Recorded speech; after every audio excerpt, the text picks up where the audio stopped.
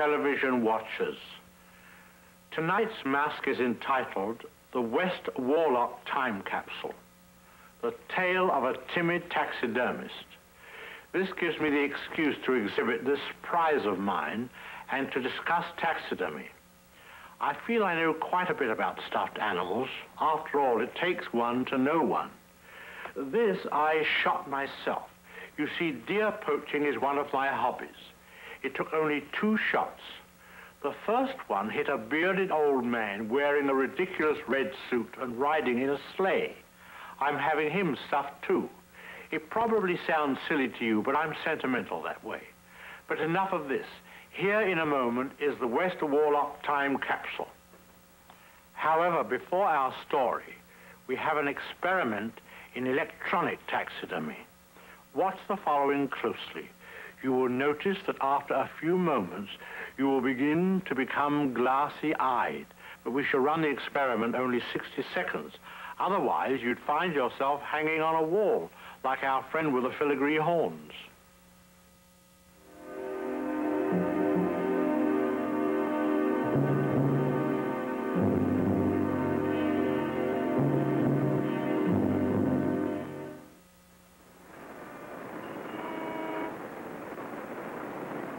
Well, I know Harry's going to like it, George. And when some of his friends gets a look at this, I bet you get their business, too. Well, George, it certainly ought to put West Warlock in the national limelight when they look inside Napoleon in the year 2057. What do you think? Well, yes, I expect it'll do that all right.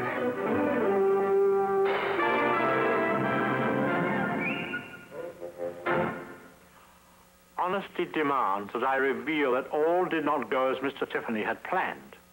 The weight of Waldron's pudgy body proved too much for Napoleon, and within a few months, the time capsule was opened by a cesarean section.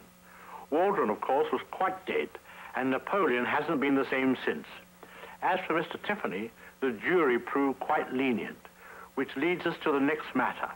Here I have pleaded for leniency, but our sponsor is adamant. I'm afraid you must take your punishment. Here it is.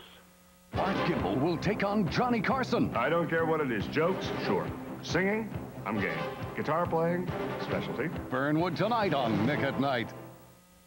Man, it's like Warren Beatty doing Marlon Brando.